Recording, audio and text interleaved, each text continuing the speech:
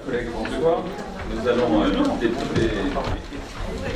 débuter cette séance par l'appel Marion Berginia, Marianne Babert, Jacques Choulet, Claire Duprat, Jean-Marc Fabier, Jean-Louis, Sophie Dupouille. Arnaud Fabre a donné procuration à Jacques Choulet, Elisabeth Brest, Joanne Lavarère, Aurélie Lévesque, Bruno Lamaison, présent. Sylvie Sauvignon, présente. Avec hésitation, mais présente. Christophe Priam aura du retard, il arrivera après la fermeture du magasin. Il a donné une procuration pour les premières délibérations à Claire Duprat. Alain Lassalle est absent, il a donné une procuration à Jean-Marc Fabier, qui l'a venu tout à l'heure, qui va nous rejoindre. Laurent Langlade, Marie-Thérèse Barouillet, Christophe Bergès a donné procuration à Sophie Dupouille, Solange Poulenc, Ludovic Ducam, en avion, normalement il doit arriver En train et en retard. en train, en retard, donc espérons qu'il nous rejoigne. Il a donné procuration à Marion Berginia pour les premières délibérations. Christiane Changelot. Marjorie Cotous a donné procuration à Olivier Martinez. Olivier Martinez. Nadine Pachoré. André Lafargue. J'imagine qu'Alain arrivera avec tout retard. Là, il a un souci de machine à laver, donc il devrait nous rejoindre. On peut rentrer dans la fin. Pas de problème. Il devrait pouvoir nous rejoindre. André Lafargue. Jean-Marc Fabier est arrivé et il a la procuration d'Alain Lassalle. Jean-Luc Cazenat. Présent. Merci à toutes et à tous d'être parmi nous ce soir. Nous allons commencer par l'adoption des comptes rendus du 27 février au 2 mars. Puisqu'il y avait deux conseils municipaux dans la même semaine, et donc il nous revient de valider les deux comptes rendus. Y a-t-il des remarques ou des commentaires sur ces comptes rendus? S'il n'y en a pas, je vous propose que nous passions au vote. Y a-t-il des oppositions, des abstentions? Je vous remercie. Avant de passer au premier point à l'ordre du jour, je voudrais en préalable à cette séance revenir sur des propos tenus lors de la dernière séance du conseil municipal et relayés sur différents blocs. Les chiffres évoqués par vous, monsieur Lafargue, et je tiens à le préciser, ne reflètent pas la réalité. Ils sont volontairement présentés incomplets afin de créer, bien entendu, le doute et la polémique. Un élu se doit d'être honnête dans ses propos et d'exercer son devoir de contrôle avec intégrité, qui plus est, lorsque l'on est élu depuis 17 ans comme vous et que l'on a exercé le poste d'adjoint aux finances. Ainsi, si un chiffre vous interpelle, le bon sens aurait voulu que vous interrogiez la directrice générale des services, notre adjoint aux finances ou moi-même, afin de lever au plus vite vos doutes. Vous ne l'avez pas fait, monsieur Lafargue, ni avant le conseil, ni depuis lors, et ce, alors que vous avez les éléments comptables à votre possession depuis plusieurs mois. J'en déduis donc que vos allégations n'avaient d'autre but que de salir et de chercher à jeter l'opprobre. Avant de revenir en détail sur les chiffres évoqués lors de la séance du 2 mars, et puisqu'il semblerait que vous aimiez les chiffres, j'aimerais, monsieur Lafargue, que vous vous expliquiez, alors que vous ne l'avez jamais fait jusqu'alors, sur un avoir de 1050 € en date du 26 septembre 2012, époque où vous étiez maire adjoint. Cet avoir vient annuler la facture de location de la salle et des cuisines de Jacobin pour le week-end du 6 au 8 juillet 2012 pour le mariage d'un membre de votre famille. Je vous fais passer les écritures comptables de cet avoir. Mais puisque je vous ai dit que je reviendrai sur les chiffres de fait, vous avez annoncé que la ville avait en 2016 versé à l'été 15 350 € à la société Le Moulin de Poustagnac pour le repas gastronomique et des fêtes. Si vous étiez honnête, monsieur Lafargue, vous auriez également précisé le versement du comité des fêtes de 9 000 € au profit de la mairie, ramenant le coût du repas gastronomique pour la ville à 6 350 €. Vous dénoncez en 2015, comme en 2016 et 2017, l'achat de billets par la mairie à l'association des fêtes expliquant qu'à vos yeux, ce serait une subvention déguisée. Si vous étiez honnête, monsieur Lafargue, vous auriez rappelé que chaque année, sous vos 2 mandatures, la commune achetait des billets et payait un repas pour ses invités.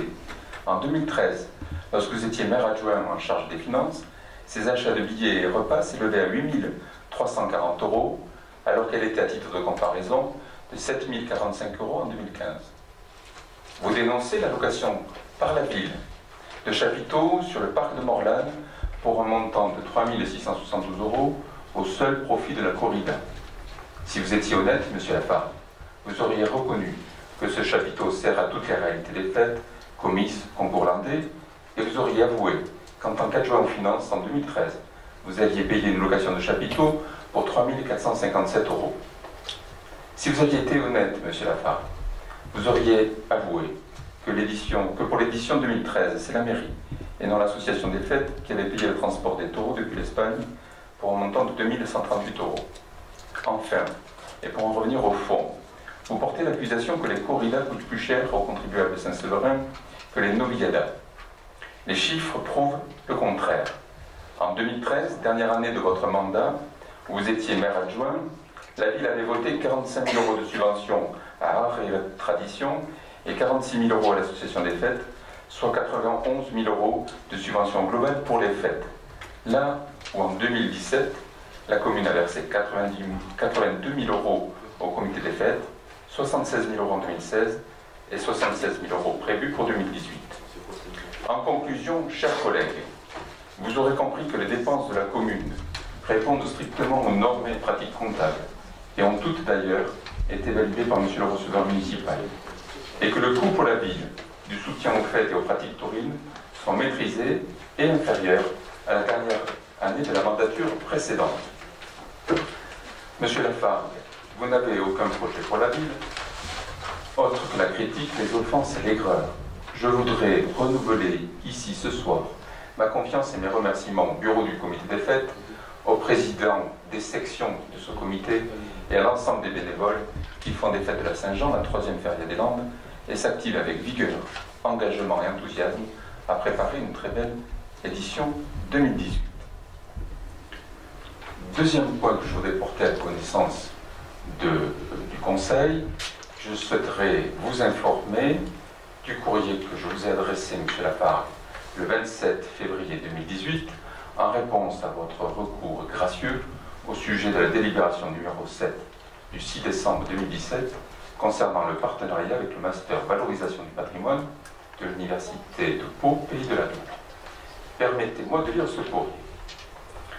Monsieur, j'ai bien pris note de votre demande d'annulation de la délibération 2017-7-12 relative à la convention de partenariat avec le Master de Valorisation du patrimoine de l'Université de Pau et des Pays de la Dour dans le cadre de la valorisation de la maison de Saint-Ex. Je me permets de vous rappeler que l'objet de l'étude, défini dans le cahier des charges envoyé au conseiller en annexe de la délibération, porte sur les pistes à exploiter par la ville pour une éventuelle acquisition mutualisée et les possibilités de valorisation du site par la suite.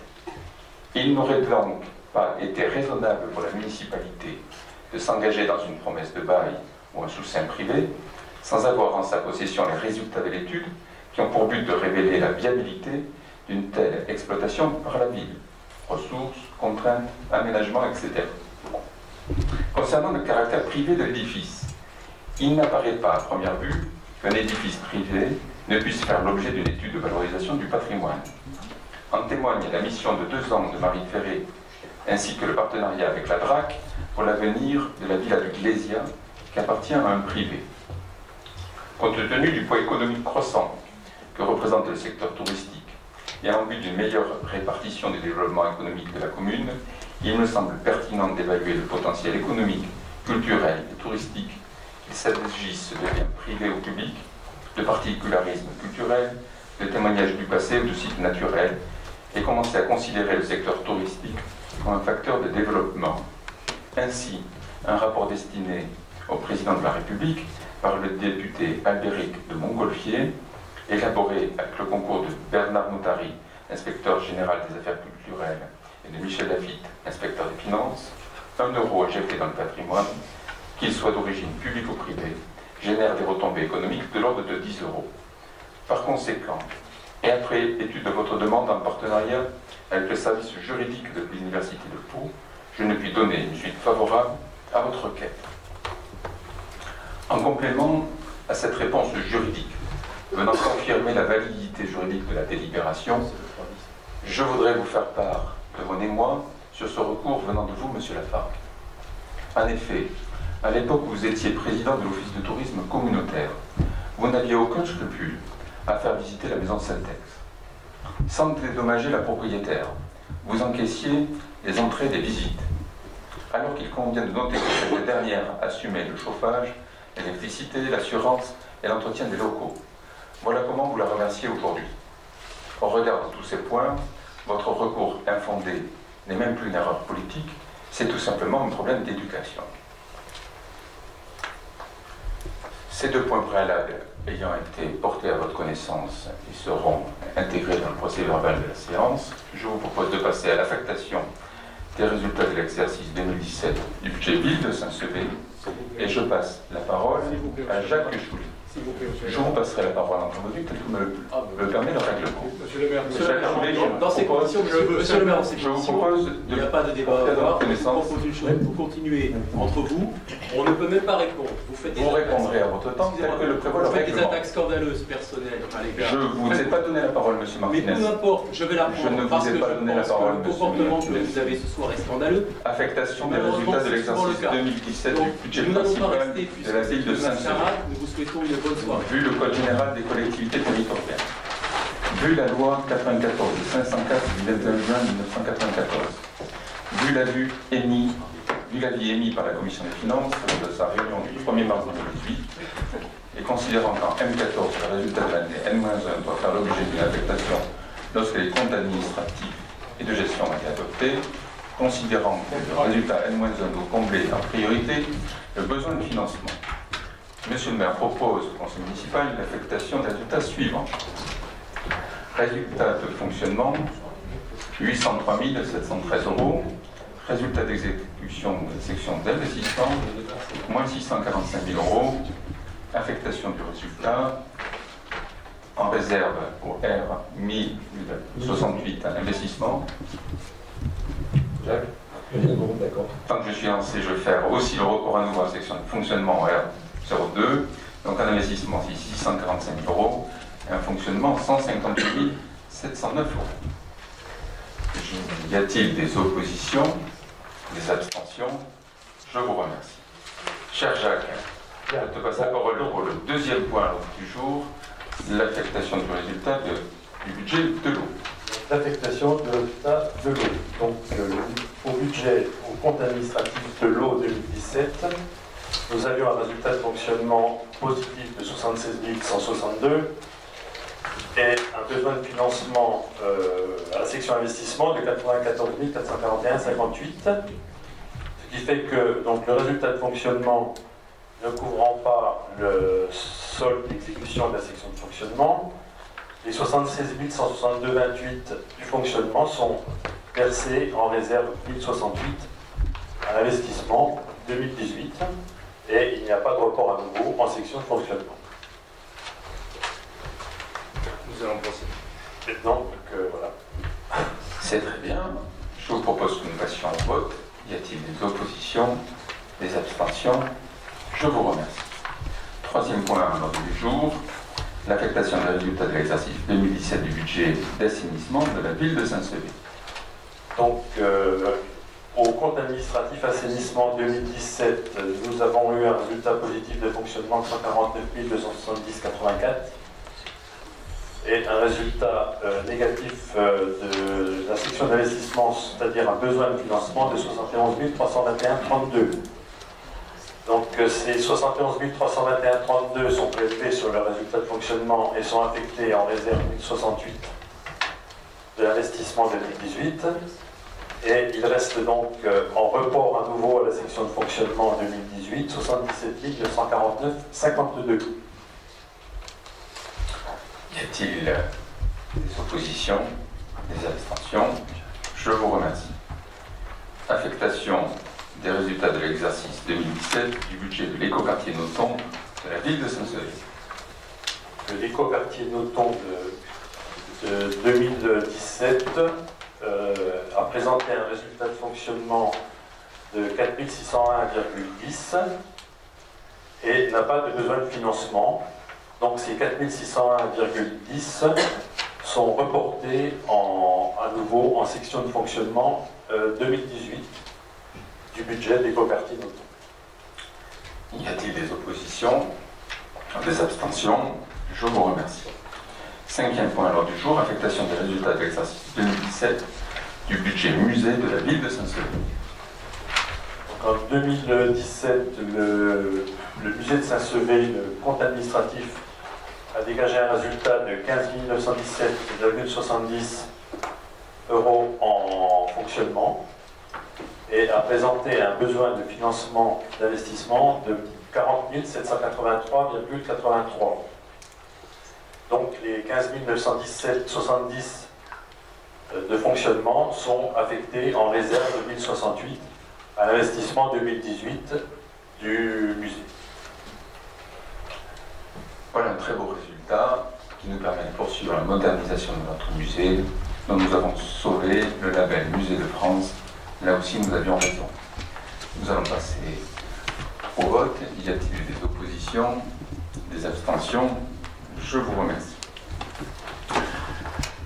Puisque ces 5 affectations de résultats sont votées à l'unanimité, il nous faut poursuivre nos débats avec le vote des taux 2018 de fiscalité directe. L'occasion pour moi de rappeler qu'après la baisse des taux de fiscalité opérés en 2017, nous maintenons sur 2018 les taux de fiscalité et que donc l'ensemble des dépenses que nous serons amenés à voter dans les délibérations qui suivent se font avec une fiscalité qui ne bouge pas. Nous maintenons notre promesse de ne pas augmenter les impôts. Sur ces taux de fiscalité, qui permettront d'ailleurs à nos administrés de pouvoir les comparer en 2016 et dès lors de pouvoir vérifier que nous avons bien opéré l'an dernier à une baisse de la fiscalité municipale, y a-t-il des questions avant que nous passions au vote? S'il n'y a pas de questions, je vous propose que nous les adoptions. Y a-t-il des oppositions, des abstentions? Je vous remercie. Nous allons donc maintenant opérer le vote des budgets. Je vous rappelle, pour être un peu pédagogue, que nous avons un budget ville qui gère l'ensemble des dépenses générales, les écoles, la modernisation de nos équipements. Nous avons un budget dédié à l'eau et un à l'assainissement, qui sont des budgets au fond de type d'entreprise, qui doivent s'équilibrer entre les ventes et les dépenses, puisque c'est un bien marchand que nous offrons sous une forme publique à nos usagers. Et nous avons isolé des projets dont la vocation est tôt ou tard de s'arrêter lorsqu'ils sont tous vendus, qui concernent les lotissements de la Fontaine, l'écoquartier Nothomb et un budget annexe spécifique au musée d'art et d'histoire du Cap-des-Gascogne, dont nous venons d'adopter les résultats. Premier point, le budget primitif ville. Je vous propose que nous passions la parole à Jacques qui a préparé un PowerPoint. Bien voilà, donc effectivement, sur le budget ville, qui est quand même notre gros budget chaque année, nous avons décidé de vous projeter quelques informations qui aident à retenir ou à mieux comprendre des chiffres. Voilà, donc, comme je l'ai expliqué lors de la réunion de la commission finances de mardi soir, pour ce qui concerne le fonctionnement, nous avons refait des choses qui sont très voisines de ce qui avait été fait en 2017. Donc, comme le budget 2017 a donné des résultats qui nous ont entièrement satisfaits, nous avons donc repris un peu la même trame pour 2018. Donc, en ce qui concerne les dépenses réelles de fonctionnement, vous voyez que en comparaison, donc, le BP 2018 par rapport à 2017, en chapitre 011, nous avons une augmentation de 1,76%. En chapitre 012 de 3,98%. Le 65 donc baisse lui de 9,46, mais je vais vous expliquer pourquoi. Et le chapitre 66 qui lui correspond donc aux intérêts de la dette baisse de 6,50%. Donc c'est la suite du réaménagement de la dette que nous avons, auquel nous avons procédé il y a 2 ans. Donc, à moins que vous ayez des questions à poser, bon, je pense que le 1,76 sur le chapitre 011 n'a pas grand intérêt. Il est légèrement supérieur à l'inflation, et puis nous avons reporté dans la plupart des articles le chiffre que nous avions, les sommes que nous avions dépensées en 2017. Sur le chapitre 012, plus 3,98, c'est simplement la mise en application de ce qui avait été décidé en 2017, puisque nous avons créé un certain nombre de postes, par exemple aux espaces verts, etc. Et les créations de postes de 2017 étant en cours d'année, donc n'étaient pas complètes sur les 12 mois, alors que là, donc, tous ces postes maintenant portent sur les 12 mois. Ce qui peut expliquer le 3,98. Donc il faut savoir également en 0,12 que l'on n'a plus de contrat aidé. Ça c'est donc des décisions nationales. Bon, ça n'a pas une grosse importance, une importance essentielle sur le chapitre paiement des indemnités. Par contre, vous verrez tout à l'heure sur le 0,13, c'est-à-dire les remboursements que nous procuraient ces emplois aidés. Compte tenu qu'il n'y a plus d'emploi aidé, il n'y a plus de remboursement, donc le 0,13 va diminuer quelque peu. Pour le chapitre 65, pourquoi une baisse de 9,46? Donc on a vu disparaître pour 2018 tout ce qui avait rapport, tout ce que l'on versait pour les syndicats de rivière, le CIMAL, ce qu'on appelle le CIMAL, le CIRBAL, parce que vous retrouverez dans les textes, parce que maintenant, la compétence de ces ruisseaux et cours d'eau est passée à la communauté de communes, et donc fera l'objet d'une taxe au niveau de la communauté de communes, la taxe GEMAPI, et c'est la communauté de communes qui va régler ces différentes cotisations au comité de rivière. Donc c'est plus nous. Donc je crois qu'il y a pour 15 000 euros de moins. Ensuite, qu'est-ce qu'on a également supprimé? Bon, l'an dernier, en 2017, nous avions payé la dernière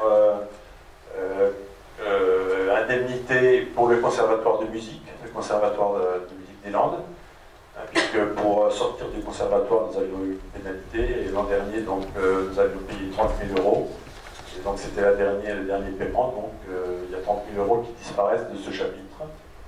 Et l'an dernier, nous avions également mis 22 000 euros pour le budget de l'écoquartier. C'est-à-dire que compte tenu que l'on n'avait pas de rentrée d'argent, que l'on avait des emprunts qui démarraient sur cet écoquartier, c'est bien entendu le budget principal de la ville qui était chargé de pallier au paiement des intérêts de ces emprunts. Donc cette année, nous avons considéré que, compte tenu que l'on avait commencé à commercialiser et que de l'argent allait rentrer, donc cet écoquartier, maintenant, ce budget devait vivre par lui-même. Et donc nous n'avons pas fait de dotation à ce budget. Voilà, donc ce qui provoque une baisse de 36 et 33, 70 000 euros. Et puis ensuite, donc, le chapitre 66, ce sont les intérêts de la dette donc, qui diminue. Donc au global, sur les dépenses réelles de fonctionnement, vous avez une augmentation entre les plus et les moins de plus 0,83%, qui est quand même très nettement inférieure à l'inflation général 2018. Donc c'est un budget primitif qui devrait pouvoir tenir la route et être j'espère qu'on pourra le tenir très correctement. Donc cette maîtrise des comptes, compte tenu que sur les recettes de cette section fonctionnement, nous sommes quasi équivalents à ce qu'on avait reçu en 2017. Bon, rappelez-vous les autres années, dans les recettes, ce qui pêchait surtout, c'était les dotations qui baissaient régulièrement de plusieurs centaines de milliers d'euros chaque année. Donc cette année, il nous a été, bien que nous n'ayons pas reçu encore l'avis officiel, il a été dit très officiellement au niveau des instances gouvernementales que les dotations resteraient les mêmes. Et donc nous avons appliqué le même chiffre pour les dotations 2018 que pour les dotations 2017. Voilà, donc entre des dépenses qui sont maîtrisées et des recettes qui restent à peu près égales, vous savez qu'en 2017, nous avons eu quand même une capacité d'autofinancement qui était très très bonne. Et donc nous pensons que nous allons pouvoir rééditer également cette année la même capacité d'autofinancement.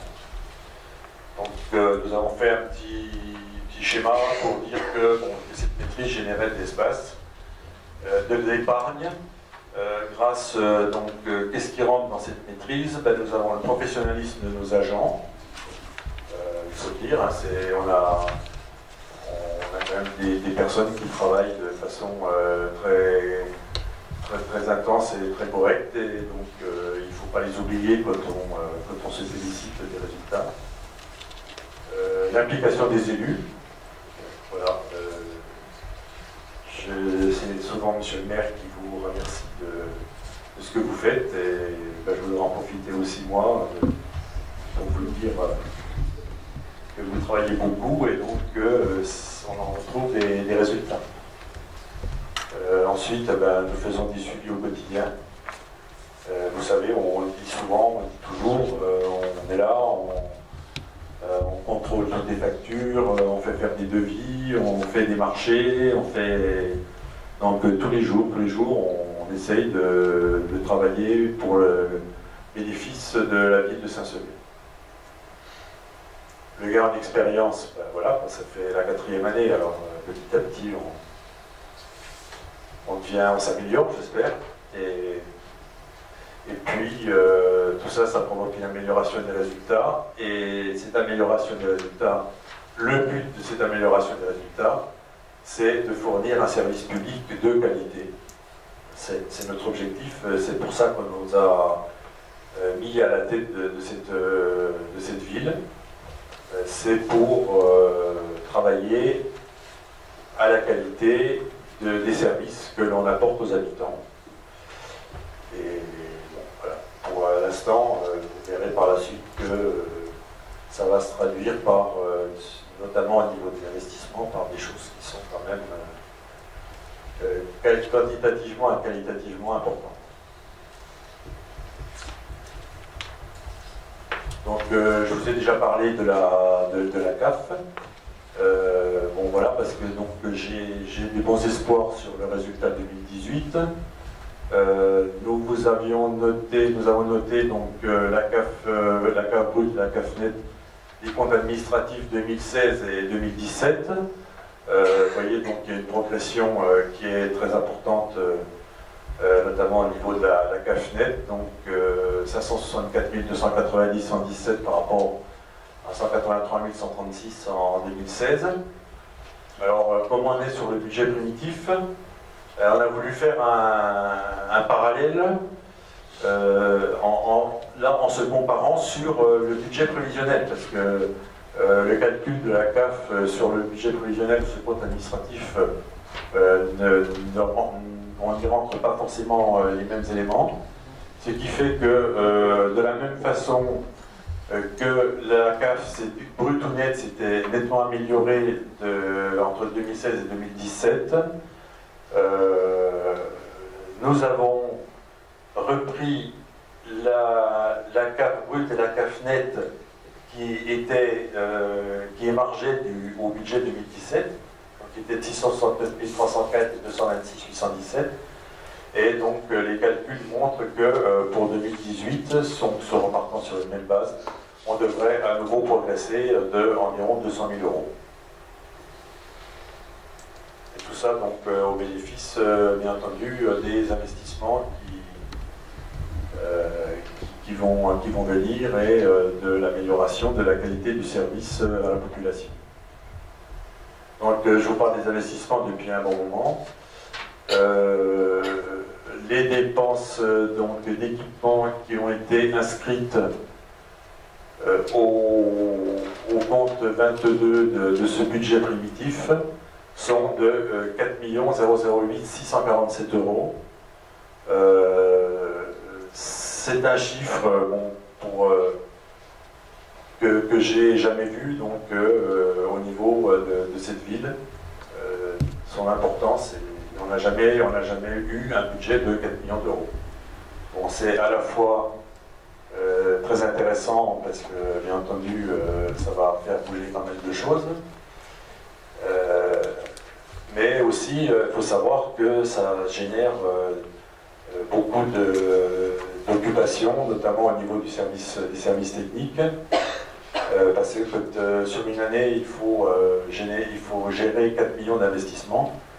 Vous vous rendez compte que ça va beaucoup mettre en action le service technique de la ville.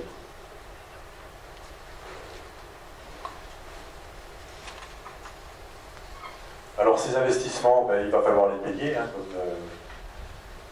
comme vous le savez. Donc c'est pas nouveau comme schéma. Vous savez que les moyens pour payer les investissements, c'est d'abord les subventions. Donc vous voyez que on rappelle toujours ce qui s'était passé donc, sur la mandature précédente, donc où on avait quand même que 13%. Les subventions recueillies ne représentaient que 13% des investissements réalisés et payés. Et pour l'année 2018, donc notre taux sera au minimum de 37%. Donc nous continuons, puisque en 2017, c'était déjà plus de 40%. Et nous continuons donc à nous battre pour obtenir de tous les organismes, que ce soit le département, la région, l'État, enfin, on se bagarre tous les jours pour obtenir le maximum de subventions possibles. Parce que toute subvention obtenue, c'est autant d'investissement qui est possible en complément. Nous avons également donc pour le financement des investissements le FCTVA. Donc vous savez que la TVA, une partie de la TVA, donc 16, aujourd'hui on paye le TVA à 20% et l'État nous rembourse 16, je ne sais plus exactement, Madame Mathieu, c'est... En fait, l'État nous rembourse tout. Mais les 20% c'est sur le hors-taxe et les 16% c'est sur le TTC. Ouais. Comme vous et moi dans vos ménages, on dépense tout en TTC, mais l'État nous rembourse la TVA sur les investissements. Ouais. Donc, alors ce FCTVA, il est payé l'année d'après, l'année plus 1. Alors, bien entendu, donc, en 2017, nous avions un quota d'investissement payé qui était pas forcément très important, vu que la plupart des investissements 2017 ont démarré plutôt tard dans l'année, et donc que le paiement des factures, il s'étale, on en a payé énormément sur le premier trimestre 2018, et donc on va toucher un FCTVA donc, en 2018 sur les investissements en 2017 de 172 620. Par contre, comme on vous en avait parlé dans le DOP, puisque le DOP, qu'on vous a présenté, était un DOP qui était sur les années 2018-2019, avec 4 millions d'investissements en 2018, ça va générer en 2019 un remboursement de FCTVA qui va être très, très important, c'est-à-dire on l'a chiffré à 642 987. Donc ça, c'est de l'avance d'argent que l'on fait, puisque si on venait à régler les 4 millions sur l'année 2018, et on aura réglé toutes les TVA, et là-dessus, on aura un remboursement de 642 000, mais qu'en 2019. Ça veut dire que l'argent, on l'aura sorti en 2018, et ces 642 000, ils ne viendront qu'en 2019. Donc, il faut penser au problème d'argent. En septembre. En septembre. En septembre. En plus, oui, c'est en septembre.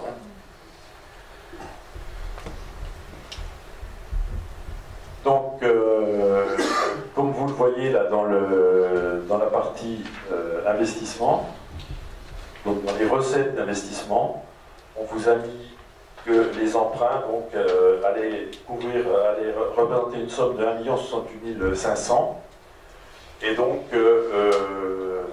nous avons dans ce 1 068 500, nous avons une partie qui est le capital que nous allons rembourser en 2018, 468 600, c'est le capital remboursé en 2018. Nous vous avons toujours dit qu'on emprunterait jamais plus que ce qu'on remboursait dans l'année.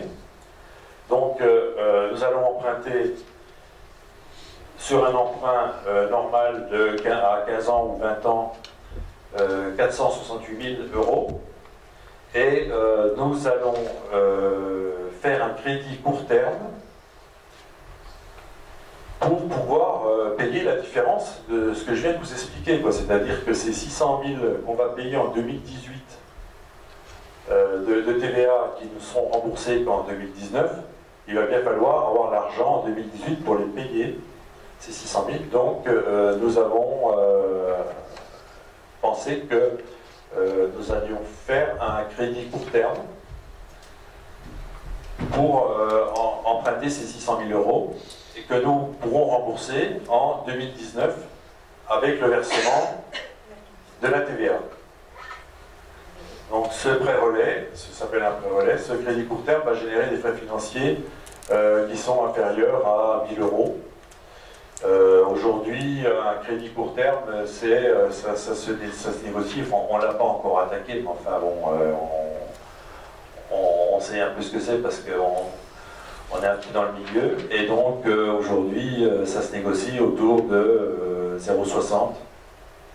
C'est à peu près ce qui fait donc des frais financiers qui vont inférieurs à 1 000 euros, et voilà, c'est une façon de passer le cap d'une année où il va falloir débourser énormément d'argent pour les investissements.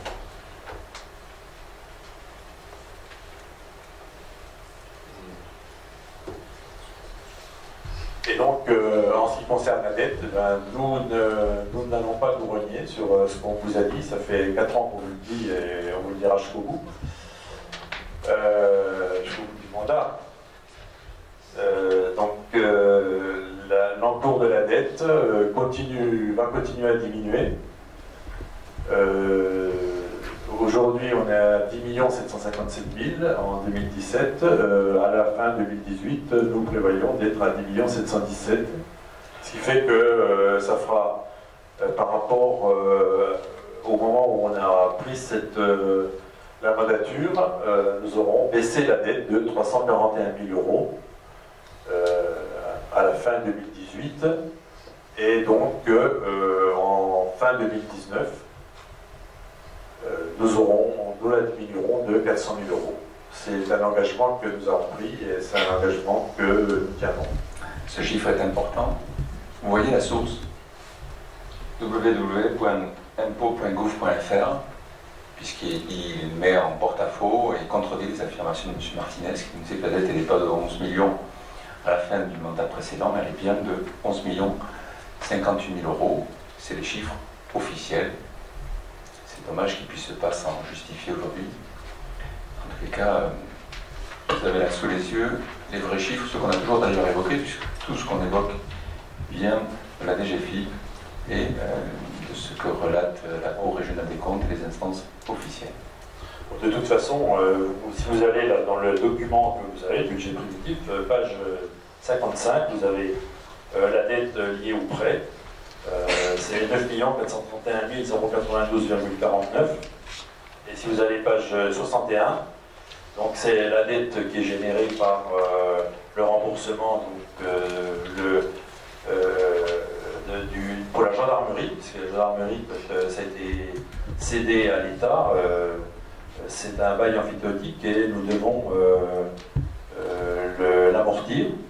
Et donc il y a pour, page 61, vous le verrez, il y a pour 1 287 000, soit un total de 10 718 092,49. Et ça, bon, c'est des documents qui sont validés par la trésorerie. Donc, bon, voilà. Et puis, on les retrouve sur le www.impôt.gouv.fr. Donc, c'est des chiffres qui concordent et qui sont tous pareils. Donc, je ne vois pas qui peut se donner l'importance de les critiquer et de les nier. Ce sont les vrais chiffres. Vous pouvez le croire. Ça va sans dire, mais des fois ça va mieux en le disant. Je peux vous poser une question? Je vous donne la parole, Claire. Pas de problème. S'il vous plaît, merci. Quand on la demande, je la donne. Et notamment quand elle concerne les points à l'ordre du jour. Si l'opposition avait eu la patience de rester un peu, ils auraient pu se justifier, mais je crains qu'ils n'aient quitté les lieux parce qu'ils avaient beaucoup de mal à justifier ce qu'on avait Non, bien avant. justement, je regrette qu'ils ne soient pas là. Vous voyez, je trouve que c'est trop calme. On s'était habitué à ces échanges et c'est dommage qu'ils soient partis. Enfin bon, les absents ont toujours tort et c'est vraiment dommage de quitter les lieux. Moi, je me mets à la place des gens qui regardent ce film ce soir et qui vont le regarder et qui vont se dire mais on nous dit que l'État n'a plus d'argent, que l'État se désengage et pour autant vous nous avez montré un tableau où il y a beaucoup plus de subventions qu'il y en avait avant. Alors, bon, est-ce que vous pouvez expliquer pourquoi il y a beaucoup plus de subventions?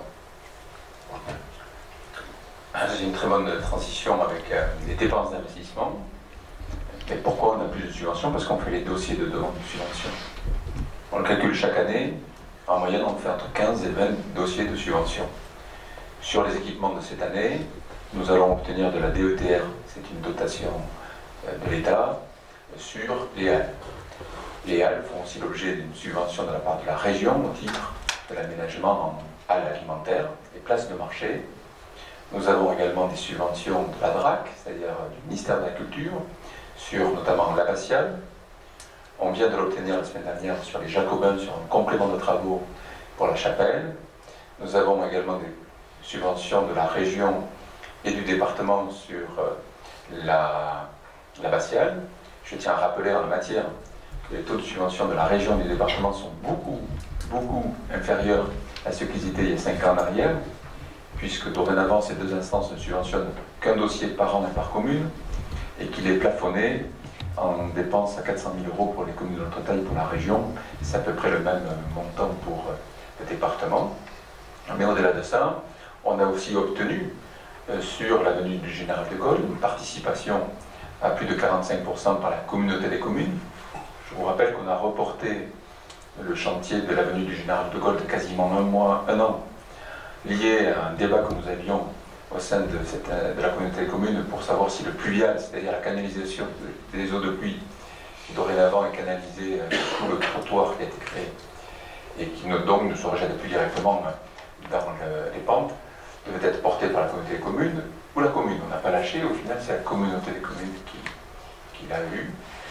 Voilà, on est en train même aujourd'hui de faire des dossiers leaders, des dossiers européens sur le musée.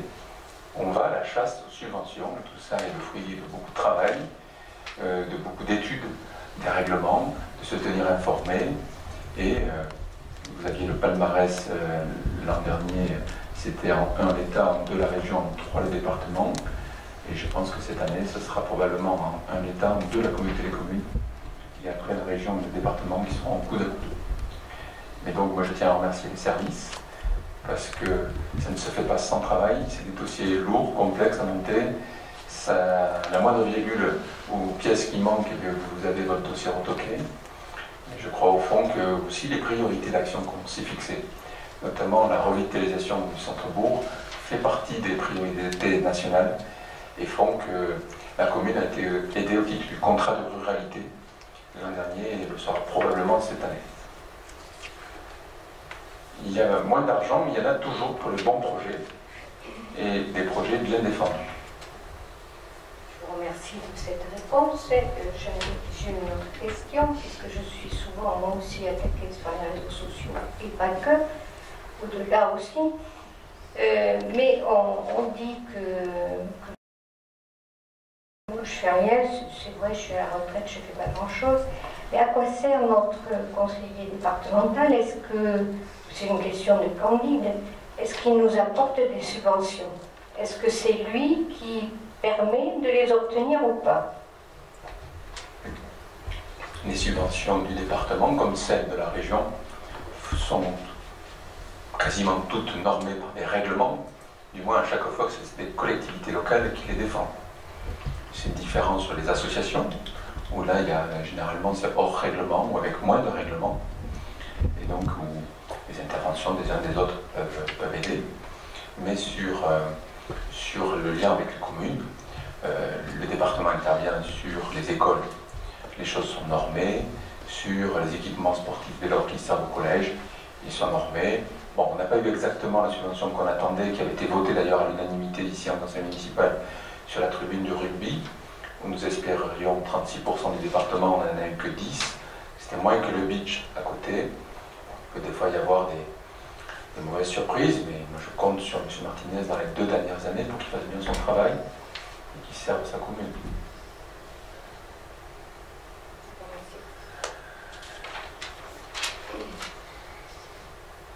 Il est un peu en retard par rapport à la région pour le moment, mais il reste 2 années pour rattraper.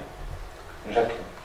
Bien, bon, écoutez, voilà, je vous ai donné quand même tous les chiffres les plus importants de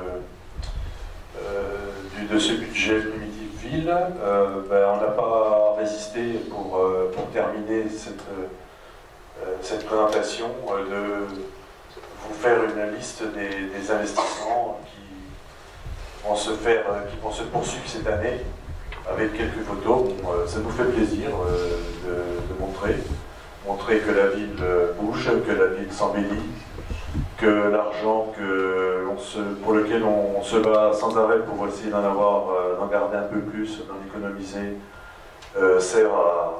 se concrétise par des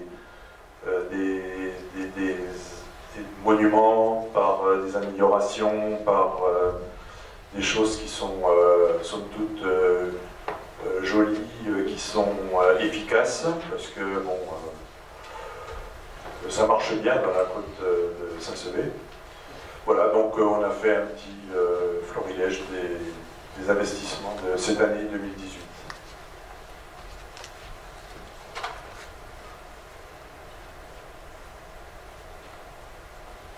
C'est donc dans un silence religieux et attentif que... Alors la salle Alain Marsan, dont on parle moins, les Jacobins seront dotés d'un éclairage de mise en valeur qui seront mis aux normes ERP, établissement recevant du public. C'est important pour les notions de sécurité, cette pièce ne l'était pas. L'aménagement du parc et de la place de Morlane. Et donc en conclusion, 2018, transformer la ville sans augmenter les impôts grâce à une bonne gestion. Oui, effectivement, je voudrais juste faire un propos en complément à ce que vient de vous évoquer Jacques. Moi, je voudrais le remercier pour la précision de tous ces chiffres, pour la pédagogie dont il a fait preuve, notamment sur ce pré-relais sur la TVA, et vous dire que Jacques est un élu extrêmement investi, un adjoint en finance de grande valeur, et je tiens à le remercier. Certaines instances, on le dit au fond par civilité, mais je crois qu'on a une chance folle d'avoir Jacques et qui travaille avec beaucoup de plaisir avec Lisiane, qui est à nos côtés, et pour qui c'est son premier BP. financiers aussi à vous, et ici on est à vos services. Donc 2018, c'est au fond pour Saint-Sevé l'année des grands travaux, 4 millions d'investissements pour des travaux dans cette ville, c'est un chiffre record, et ceci se fait sans augmentation des impôts. 2018 sera donc marqué par l'achèvement de plusieurs opérations d'ampleur, prévues dans le programme municipal de 2014, et pour laquelle il a fallu travailler d'arrache-pied pendant plus de 3 ans pour leur mise en œuvre.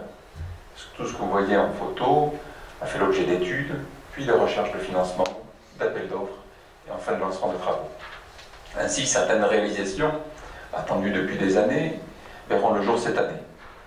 Je pense bien sûr à la replantation du parc de Morlanes, endommagé par les 2 tempêtes de 1999 et de 2009, à l'aménagement de l'entrée de ville par l'avenue du Général de Gaulle, permettant des liaisons sécurisées pour nos enfants entre Perret, la plaine des Sports et le cœur de ville.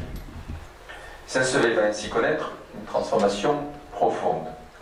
Cette modernisation de Saint-Sevé répond à 3 orientations politiques fortes et claires. Première orientation politique, un plan de revitalisation du centre-bourg. Les halles et la place du marché réaménagées vont devenir un lieu de vie, avec un marché de producteurs et de l'ambiance. Je ne reviendrai pas sur la requalification de l'entrée de ville qui participe aussi de cette revitalisation du centre-bourg. Ces travaux ont été étudiés et suivis en concertation et dialogue avec la population et les usagers, ce qui demande beaucoup plus de temps dans la phase d'étude, mais aussi beaucoup plus de temps pour suivre tout au long du chantier ce qu'il se fait afin de régler les détails et d'apporter les nécessaires ajustements pour qu'au final ces chantiers soient réussis. La deuxième orientation politique forte, c'est la volonté que nous partageons de renforcer l'attractivité économique de Saint-Sevé au travers d'une action autour du patrimoine. Ceci afin de développer le tourisme, c'est ce que nous faisons avec le chantier de l'abbatiale qui se poursuit et qui donnera lieu cet été à l'ouverture aux visites des étages et du clocher. Et puis notre musée des Jacobins, dont nous avions en 2014 sauvé le statut de musée de France, va franchir une étape importante cet été avec l'ouverture des 2 salles dédiées au Béatus. Tout ce travail a permis l'an dernier de passer de 600 à 2241 visiteurs, et nous avons bon espoir que sur 2018, le nombre de visiteurs s'accroisse. Au-delà de la question du tourisme, ce patrimoine et toutes les actions que nous menons en matière de patrimoine visent aussi à mettre en avant l'image de cité historique de Saint-Sevé, afin de renforcer sa perception autour de nous et de donner envie à des habitants de venir vivre dans ce contexte, de venir vivre dans cette belle ville. C'est ainsi qu'en 2018, nous franchirons le cap des 5000 habitants. Et au fond, le nouveau PLU, le lancement de l'écoquartier, la reconnaissance comme site patrimonial remarquable, premier site patrimonial remarquable du département, la VAD et l'OPH sont autant de dispositifs qui permettent de renforcer l'attractivité de notre ville, de donner envie et intérêt à des gens de nous rejoindre. Troisième orientation politique forte, c'est l'amélioration de la qualité de vie de tous les Saint-Séverins. Ça passe tout d'abord par une modernisation des installations. Nous avons une telle vitalité sur notre commune que souvent nous manquons de salles équipées.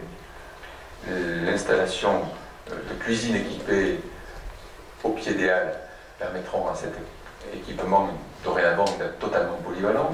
Rajouterons une salle avec des cuisines équipées sur notre commune, et enfin la salle Alain Marsan sera rénovée et agrandie avec une capacité de 70 à 80 personnes. Cette modernisation des installations passe aussi par l'embellissement des espaces publics. C'est toujours un travail de long terme. Et au fond, depuis 3 ans, un travail en profondeur est mené. Je pense aux arbres qui ont été coupés à la plaine des Sports. Je pense à tout ce débroussaillage qui est intervenu dans les pentes de Morlanes. Et des fois, tout ce travail ne se voit pas immédiatement. Mais pour autant, cette amélioration de nos espaces verts commence à avoir des réalisations visibles.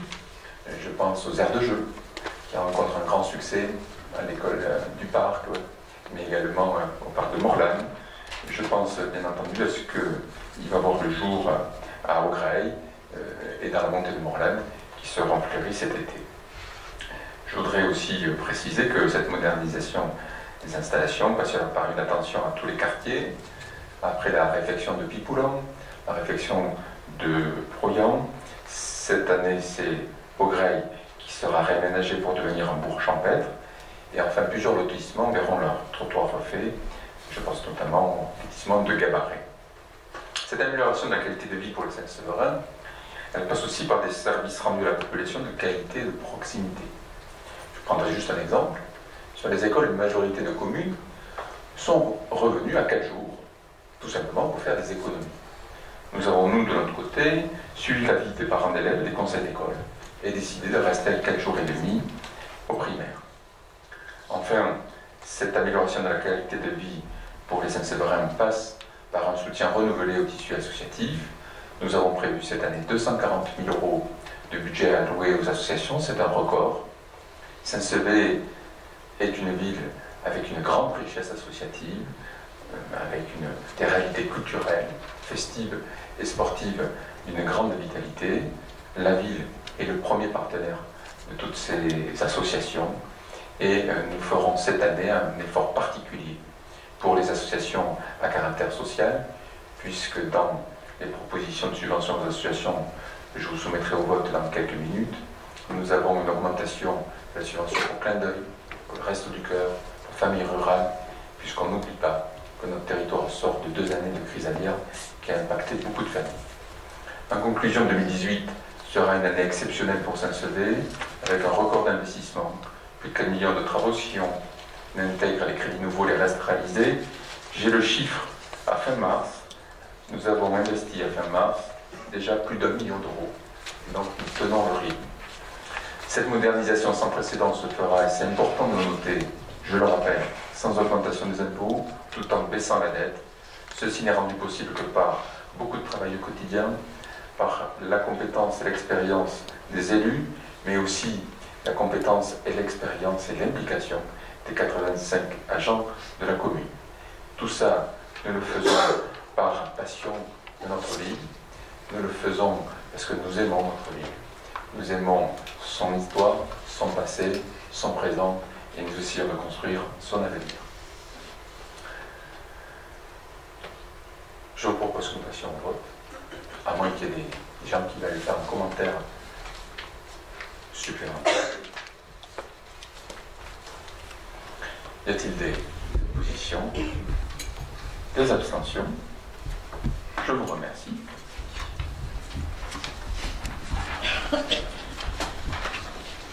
Nous allons maintenant passer à l'adoption du budget de l'eau.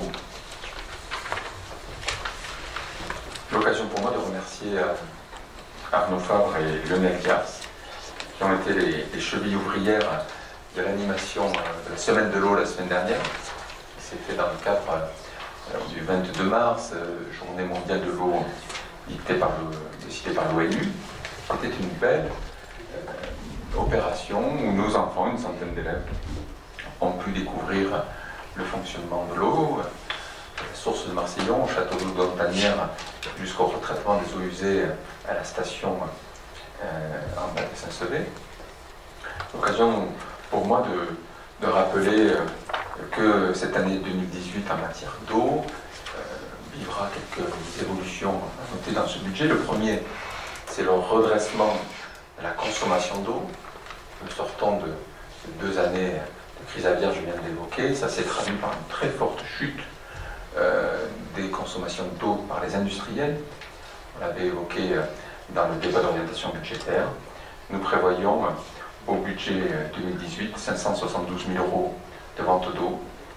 C'est légèrement supérieur à 2017, inférieur au budget prévisionnel 2017. Donc nous restons encore prudents, mais nous espérons, et nous formulons le vœu, que nos entreprises retrouvent le chemin de la croissance. À côté de ça, nous avons investi plus de 400 000 € dans le château d'eau. Cet équipement est dorénavant modernisé pour 30 ans, mais il nous reste en matière de réseau à faire un effort très important. L'an dernier, 45 fuites ont été réparées par nos équipes sur ce réseau, là où en 2016, il n'y avait que 15 fuites. Et lorsqu'on discute avec l'UNEL, avec ses équipes, ils nous expliquent qu'au fond, nous avons près de 50% du réseau qui a plus de 50 ans. Au fond, les premiers réseaux ont été créés au tout début du siècle, puisque la délibération créant le château d'eau aux Jacobins est de 1899, et on a les plans des premiers raccordements de la rue de Pontix, du Pouille. Pendant des décennies, nos prédécesseurs n'ont fait qu'étendre ce réseau dans les années 60, 70, 80, 90. À chaque lotissement, à chaque route, on étendait les réseaux. La question de la réfection des réseaux ne s'est posée au fond qu'il y a une dizaine d'années. Et à l'époque, nous avions 50% de rendement. Jacques Clair, nous siégions dans la mandature précédente, et en 2008, la moitié de l'eau achetée par la ville partait en fuite. Un effort a été porté. Aujourd'hui, on refait 800 mètres de linéaire, c'est-à-dire grosso modo un peu moins de 1%, une canalisation tous les 100 ans. À ce rythme, nous aurons des difficultés à faire face aux besoins de renouvellement. Et donc, pour faire les choses avec méthode, pour définir des priorités, nous avons dans ces comptes prévu à la fois des investissements importants. Nous referons les réseaux sous la rue de Jean Jaurès, sous la place du Tribunal, rue Ernest Leroy, sous une partie du côté de la Fontaine, de la rue La Rebouille, de la Cité Prévert. Mais au-delà de ça, nous allons faire une révision du schéma directeur d'eau potable pour définir quel est le bon rythme de révision des réseaux, quelles sont les sommes qu'il faut qu'on y consacre tous les ans, et enfin, où sont les priorités. Voilà ce que j'avais à vous dire sur ce budget de l'eau, qui est fait toutes choses égales par ailleurs, c'est-à-dire sans révision des prix d'achat de l'eau. Y a-t-il des questions? S'il n'y en a pas, je vous propose que nous passions au vote. Y a-t-il des oppositions, des abstentions? Je vous remercie. L'eau claire finit toujours par devenir une eau usée qu'il nous faut retraiter. Et donc, nous enchaînons par le budget primitif de l'assainissement de la ville de Saint-Sevé.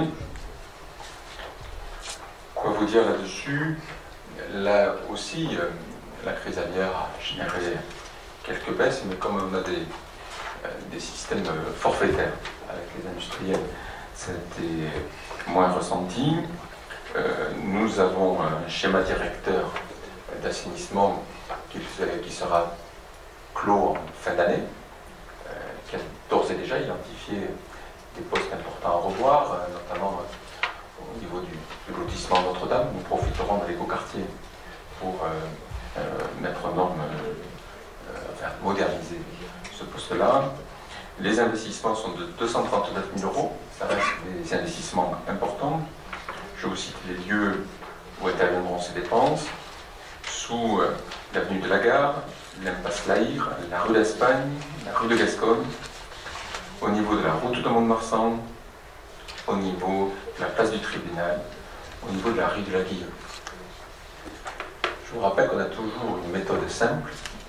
Nous faisons une année les réseaux sur les voiries qui sont dégradées, et là où il faut refaire les réseaux, de façon à faire la voirie l'année d'après, à ce qu'il n'y ait plus jamais de voirie refaite sans que les réseaux d'eau usée aient été refaits en dessous.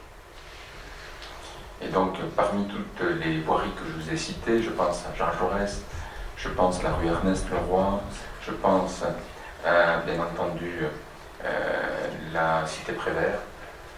Il y a toute une liste des voiries qui sont les plus dégradées. Je rappelle ici que la voirie est de compétence intercommunale et que donc nous aurons courant avril une réunion de façon à définir les priorités 2019 en matière de réflexion de la voirie, parce que les besoins sont nombreux et j'espère que les moyens seront à la hauteur de ces besoins. Sur le budget de l'eau, nous prévoyons 295 000 € de vente d'eau, là où nous avions prévu 300 000 l'an dernier. Donc c'est un budget prudent. nous avons prévu des achats d'eau conformes à l'an dernier. Sur cette partie-là, il y a des dépenses au fond qui sont stables. Sur l'assainissement, il y a aussi des achats d'eau, puisqu'il y a des taxes qui sont prélevées, qui sont reversées, qui sont liées au volume, mais nos équipes sont constantes. Ce qui joue principalement sur tous ces acteurs-là, c'est le niveau d'investissement et donc de remboursement. Y a-t-il des questions en orientation au vote? S'il n'y en a pas, je vous propose que nous adoptions ce budget. Y a-t-il des oppositions? Des abstentions? Je vous remercie. 10e point à l'ordre du jour, le lotissement à La Fontaine.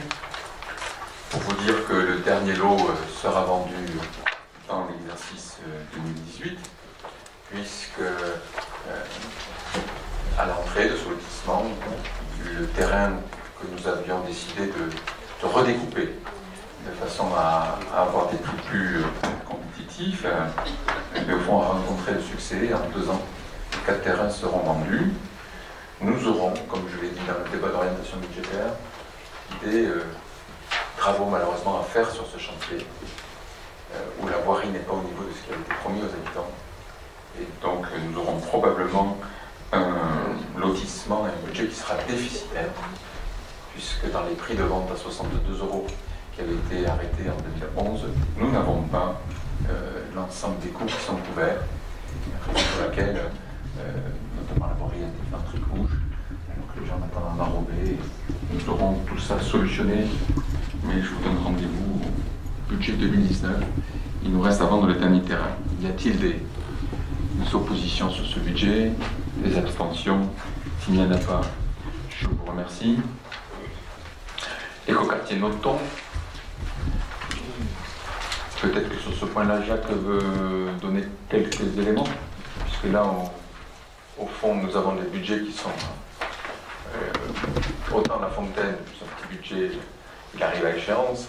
L'eau, l'assainissement, on est sur des choses qui restent d'une année sur l'autre assez linéaires. Là, c'est un des enjeux majeurs de notre ville. Donc, oui, sur le quartier Noton, donc c'est un budget qui débute, hein, puisque jusqu'à maintenant, on avait dépensé de l'argent, on n'avait pas fait grand-chose. Maintenant, donc, on va commencer à vendre des lots. Donc, les premiers contacts qui ont été pris avec la mairie sur ce lotissement sont situés dans des zones, bon, c'est notre volonté aussi de partir de là, sont situés dans des zones qui sont déjà prêtes à être commercialisées directement sans faire de travaux. Mais bon, après, il va falloir, parce qu'il va falloir accélérer le rythme. On a des contacts avec des investisseurs, avec des cabinets, etc., qui sont intéressés. Donc il va falloir commencer à faire des travaux d'aménagement.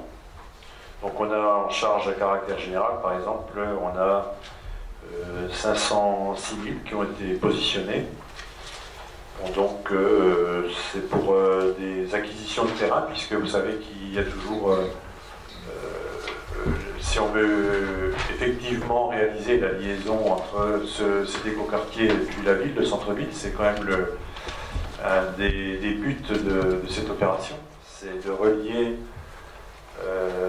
la partie Escalès, ce qui est du côté du supermarché, c'est le relier au centre-ville, parce qu'aujourd'hui c'était coupé. Donc il reste encore un terrain à acquérir. Donc dans ces 706 000, il y a de l'argent pour l'acquisition des terrains qui restent. Il y a de l'argent qui a été mis pour des travaux de bornage, pour des travaux de maîtrise d'ouvrage.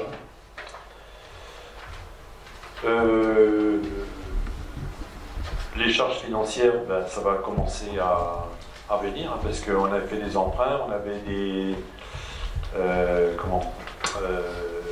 on avait obtenu de ne pas rembourser la première année, mais maintenant ça y est, la première année étant passée, il va falloir commencer à payer des intérêts. Donc vous voyez pour 20 819. Ça, ce sont pour les dépenses. Et pour ce qui est des recettes, là, nous avons été extrêmement prudents parce que nous n'avons mis que le revenu d'un seul lot pour 41 478. Bon, pourquoi cette prudence alors que on a quand même des certitudes assez importantes pour plus que un? C'est que aujourd'hui le PLU de la ville n'est pas encore accepté, et donc il ne sera probablement que d'ici le milieu de l'année, vers juin-juillet. Et donc tant que ce PLU n'est pas adopté, on peut... En avril maintenant. C'est l'adjoint aux finances, il est prudent. Ben moi, Jacques a raison, il est toujours comme ça. C'est pour ça qu'on a les résultats. Il maximise toujours les dépenses, il minimise toujours les entrées. non, mais en l'occurrence, si j'avais eu l'information que c'était en avril, je vous aurais dit avril, parce que quand même, je n'ai pas envie d'inventer l'histoire, mais moi, ma dernière information, on avait parlé de juin-juillet. Non, mais il faut être prudent, parce qu'on devait l'adopter le 22 mars pour un vice de forme. Ça a été reporté au prochain conseil communautaire qui a lieu le 12 avril. Bon, il a été présenté au conseil des maires, qui était la dernière étape administrative, où il n'y a pas eu de remarques. Donc il devrait être adopté le 12 avril. Il y a un délai de 1 mois de recours du préfet. Bon, a priori, puisque tout a été validé en amont avec lui, il ne devrait pas y avoir de problème. Et derrière, il y a un délai d'affichage, donc raisonnablement, entre le 15 et le 20 mai, il devrait être opérationnel. Très bien. Et à partir de là, nous pourrons commencer à commercialiser les lots. Nous nous en félicitons. Bien, donc voilà, on n'avait mis qu'un seul lot. De toute façon, bon, avec la vente pour 41 478, on équilibrait le budget. Ce qui est l'objectif, parce que vous savez qu'on ne peut présenter que des budgets qui sont en équilibre entre les dépenses et les recettes. Voilà, et puis s'il n'y a pas grand-chose d'autre à dire sur cet écoquartier, sinon que, je sais pas, monsieur le maire Non, mais tu vas présenter. Va nous faire part de c'est plutôt lui qui a les contacts que moi, donc il en sait plus que moi là-dessus. Sur l'écoquartier, le quartier avance bien. Nous aurons une délibération en mai. Nous ferons exceptionnellement un conseil municipal en mai, où nous définirons le prix de vente. Donc on est dans les derniers arbitrages là. Nous avons au fond la volonté de vendre en plusieurs tranches. La première tranche débutera dès cette année et seront vendus, comme l'a dit Jacques, en premier, des travaux qui sont directement raccordés à la voirie et à l'assainissement et à l'eau potable. Je pense à tous les terrains qui longent l'avenue du Général Leclerc en face des lotissements Cabaret-Nothomb.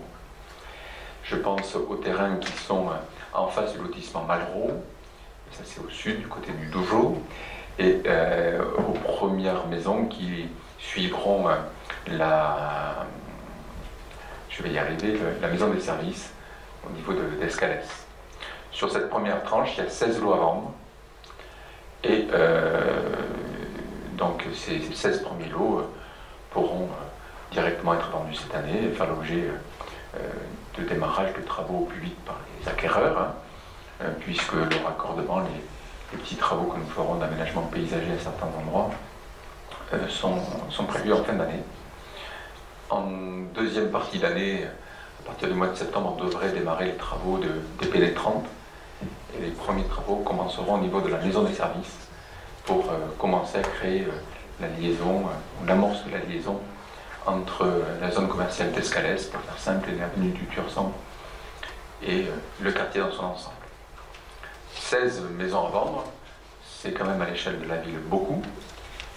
Je rappelle que ce quartier a vocation à accueillir 247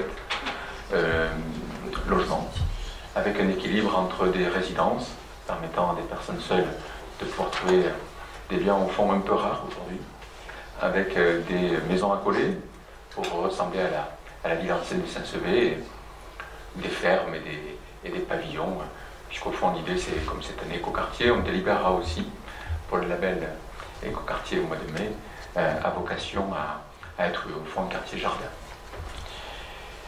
Sur ce budget-là, est-ce qu'il y a des oppositions, des abstentions? Je vous remercie. Sur le budget 2018 du musée, moi je propose qu'on falsifie des chiffres, hein. Il y a des subventions, il y a une subvention d'équilibre de la part du budget général conforme à celui de l'année précédente. Moi je souhaiterais que Jean-Marc plutôt nous évoque les grandes dates, les aménagements.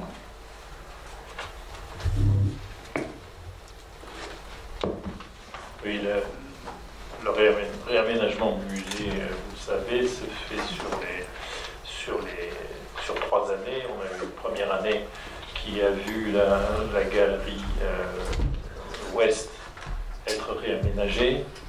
Et donc l'été dernier, on avait installé toute l'exposition, enfin une partie de l'exposition de l'inventaire dans le musée. Et on avait également fait, c'était l'année d'avant, un film sur le Béatus qui a été diffusé. La deuxième tranche, donc, ce sont les deux salles qui sont donc à l'ouest de la galerie ouest, c'est-à-dire l'ancienne entrée et puis la salle du Béatus. Et ces deux salles ont été reliées par le palier. Et on va avoir donc 2 salles consacrées au Béatus, ce qui est intéressant en plus que ce soit cette année, puisque cette année c'est le 20e anniversaire des chemins de Saint-Jacques et de l'inscription à l'UNESCO, et donc l'abbaye bénédictine étant une des composantes des chemins de Saint-Jacques en France. Cette ouverture de ces 2 salles sur le Béatus qui a été créée dans l'abbaye bénédictine tombe à propos. Ces travaux vont se continuer également sur la partie abbatiale, puisque nous aurons cet été un travail qui sera fait en collaboration avec la sculpteuse Valérie Tatin-Sauzé, qui va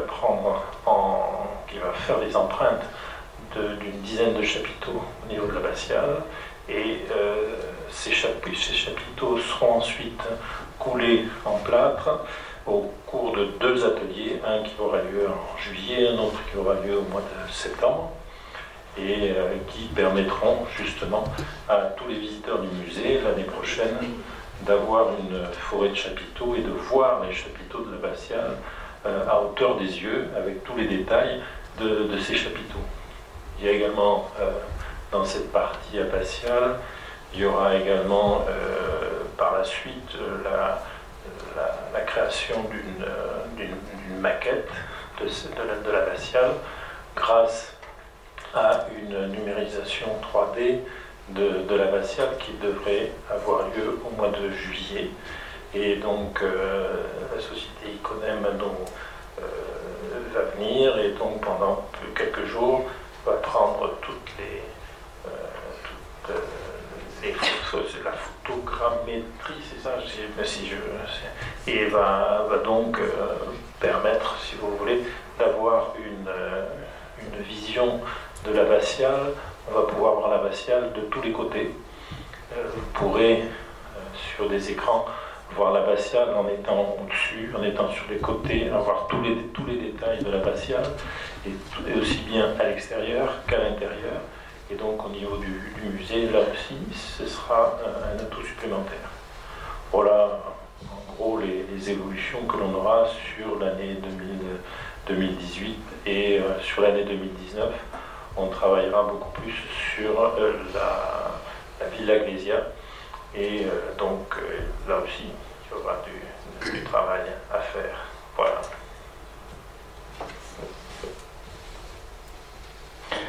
Bien, mais écoutez, certains doutaient de l'intérêt d'un musée. Rendez-vous pour l'inauguration, je crois que c'est le jeudi 19 mai. Non, il y a samedi.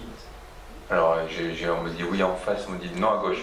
Il y a deux temps. Il y a un travail avec les écoles qui est fait le jeudi, puisque les écoles travaillent accompagnées par Alizé sur un très beau projet. Elle leur fait peindre les figures historiques de la ville. Donc, Grégoire de Montaner, le général Lamarck peut-être, je sais pas. Voilà. Et donc ça viendra être ces tableaux égayer l'escalier d'entrée du musée. Et puis il y aura donc une cérémonie officielle qui a lieu le... Après c'est lors de la nuit des musées, le 19 mai. Oui, le 19 mai. La nuit du musée, le 19 mai. Voilà. Bien. Y a-t-il des oppositions, des abstentions? Je vous remercie pour cette adoption qui vient clore l'adoption de tous nos budgets et, au fond, nous permettre de continuer la modernisation de notre ville. Point 13. Nous avons une modification du tableau des effectifs qui concerne le poste de responsable des ressources humaines. Nous avions jusqu'en 2016 une titulaire de catégorie C qui a exprimé le souhait d'évoluer professionnellement, de quitter le côté administratif des collectivités territoriales pour aller vers un poste d'ATSEM. Et c'est pour ça d'ailleurs que depuis elle a passé des premiers concours qu'elle a eus. Et donc suite à cette vacance de poste par une mutation en interne, un changement de fonction, nous avions fait occuper ce poste vacant par une contractuelle dont le contrat à durée déterminée arrivait à échéance au 30 avril 2018.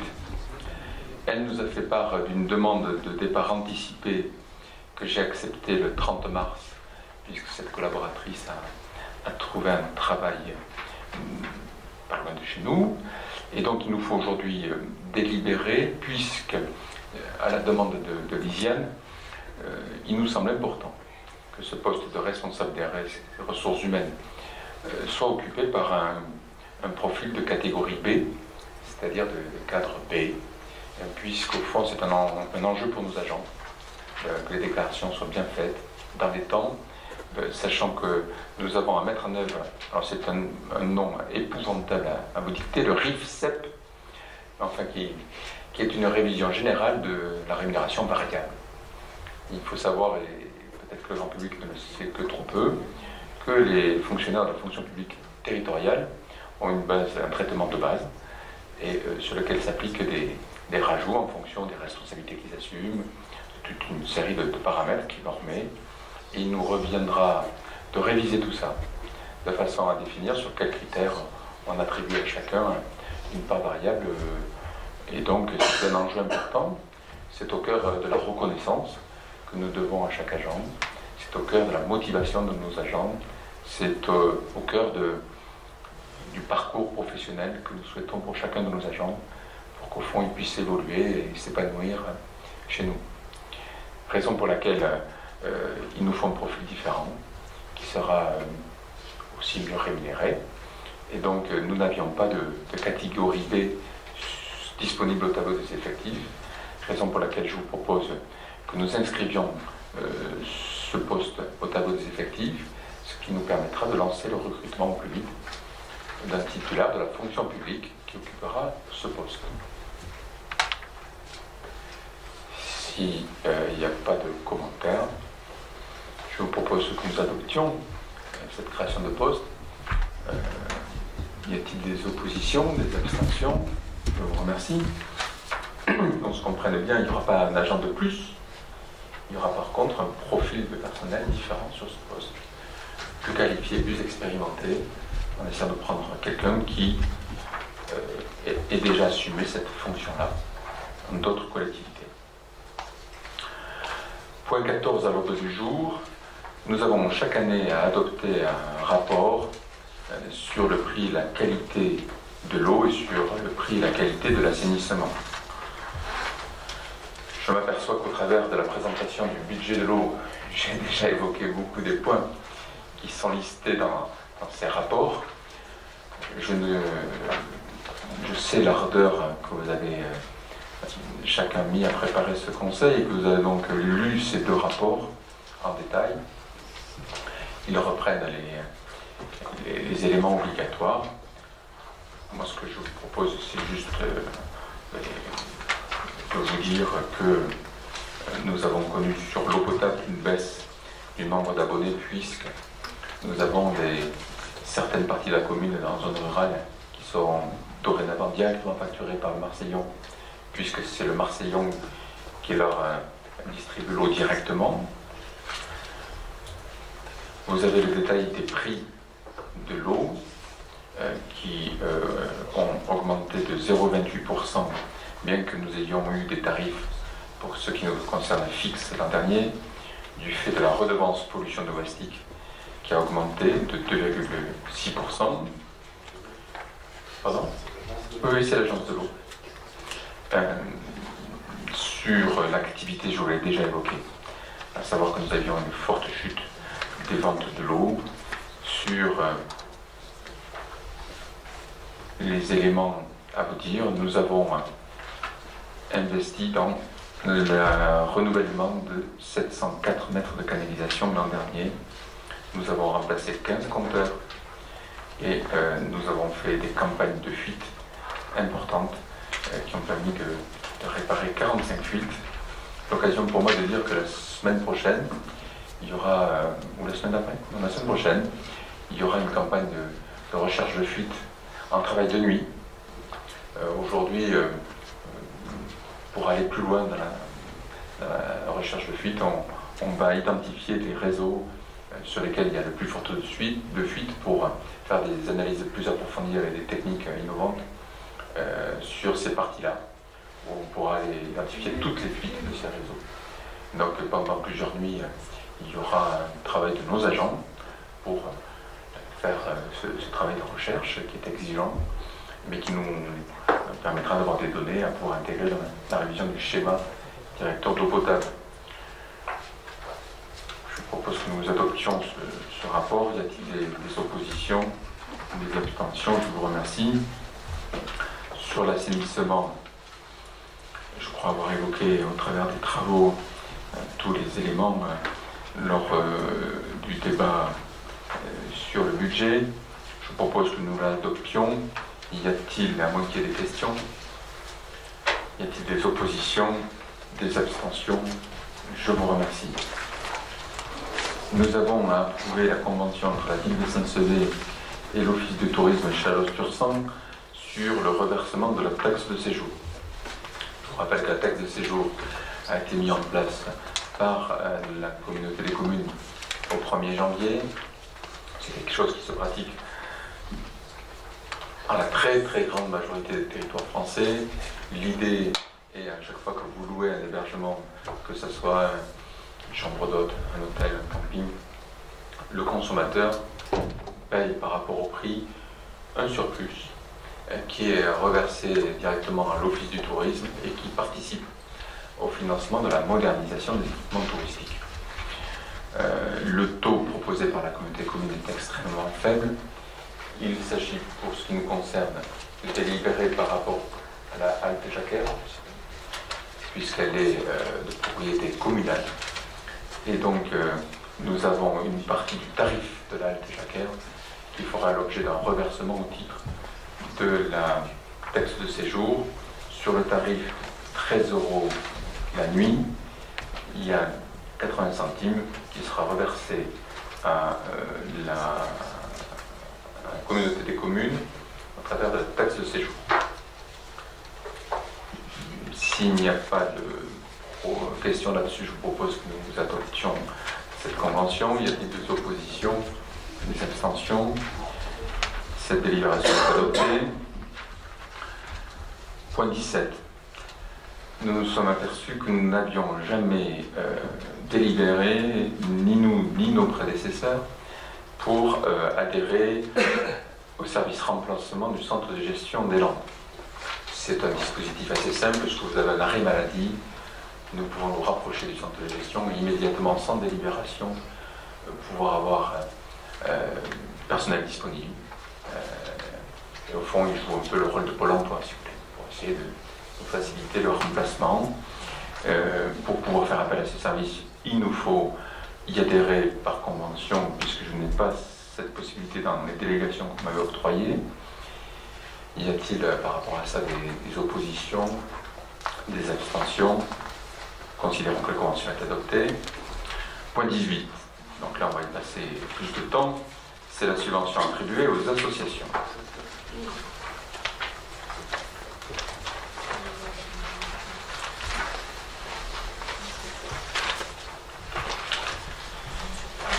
Vous avez sur table l'adversion avec, il y avait quelques petits alinéas qui, notamment une erreur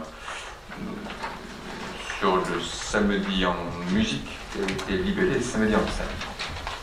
Donc prenez bien ce document. Qu'y a-t-il à retenir au-delà du chiffre record que je vous évoquais de subventions publiques tout à l'heure? Je vous propose que nous balayions les éléments qui bougent. Nous avons les accidentés du travail qui vont faire l'objet d'une subvention de 300 €. Ça, c'est dans les associations à caractère social que je vous évoquais tout à l'heure, pour lesquelles nous portons un effort particulier. L'association culturelle se voit dotée d'une subvention majorée. C'est toujours lié au fait que l'Office du tourisme nous a transféré la compétence en matière de soutien aux associations qui font des événements à caractère touristique. Je vous rappelle que l'Office du tourisme versait 10 000 € au Vasconial jusqu'en 2016 et 3 000 € pour Jazz and Cars, ainsi qu'une subvention aux Incartades à Montaut. Nous étions le seul territoire du Cap de Gascogne à faire ce type d'opération, et donc plutôt que de l'étendre à Chalosse-sur-Sang et à Aix-HCU, la communauté des communes a décidé de sortir de cette politique, et donc de rétrocéder les sommes qu'elle est consacrée aux communes. Nous avions délibéré l'an dernier pour donner 8 000 € au titre de cette somme, 13 000 € qui nous avaient été reversés au mois d'octobre aux journées médiévales qui étaient sur une seule journée, puisque cette année les Vasconiales reviennent avec une animation sur 2 jours. Nous remontons 10 000 € au fond qu'avait promis moralement la communauté des communes avant qu'elle ne délibère sur la rétrocession de cette compétence à la commune de Saint-Sevé.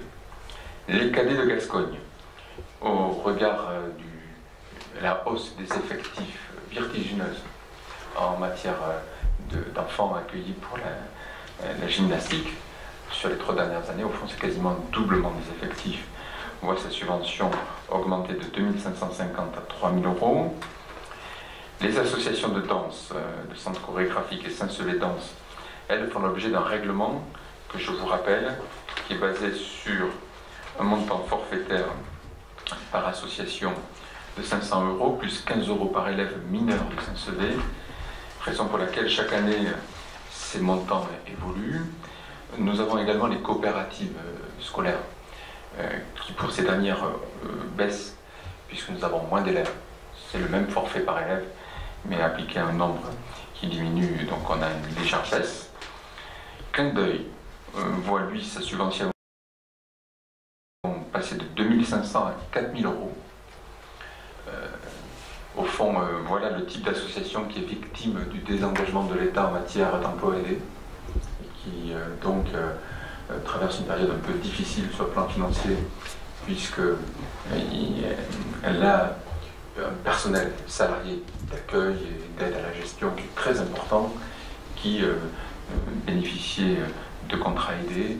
La fin des contrats aidés renchérit son coût, d'où la demande qu'ils nous ont faite d'une subvention augmentée que nous avons acceptée, parce que le travail que fait Clin d'œil, je tiens ici à le saluer, tout à fait remarquable. Et donc nous augmentons notre subvention à son attention. Sur les comités des fêtes, nous sommes stables l'an dernier, stables par rapport au comité des fêtes si on n'intègre pas le rajout qui avait été fait en fin d'année. L'association des commerçants avait été dotée de 7 000 € l'an dernier, 2 000 au titre de ses activités générales les 5000 au titre de samedi en musique, l'animation tous les samedis matins. Nous avons proposé de renouveler ces subventions sur 2 lignes distinctes, puisqu'au fond, un nouveau bureau doit voir le jour dans les jours à venir. Et donc, nous attendons qu'ils reviennent vers nous pour savoir s'ils veulent, eux, porter directement cet événement ou s'y associer tout en étant un événement porté par une autre association. Et donc, voilà pourquoi il y a aussi une astérisque sur ces 2 délibérations. Vous m'autorisez à verser ces subventions, mais elles ne le seront que si les activités identifiées sont réellement mises en œuvre. Et donc, nous nous rapprocherons dans les jours à venir du bureau de cette association.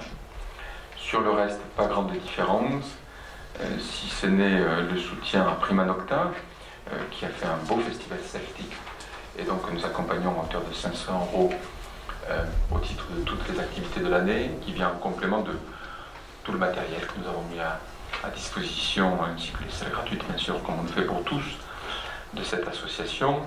Sur le SAS Omnisport, il y a des évolutions.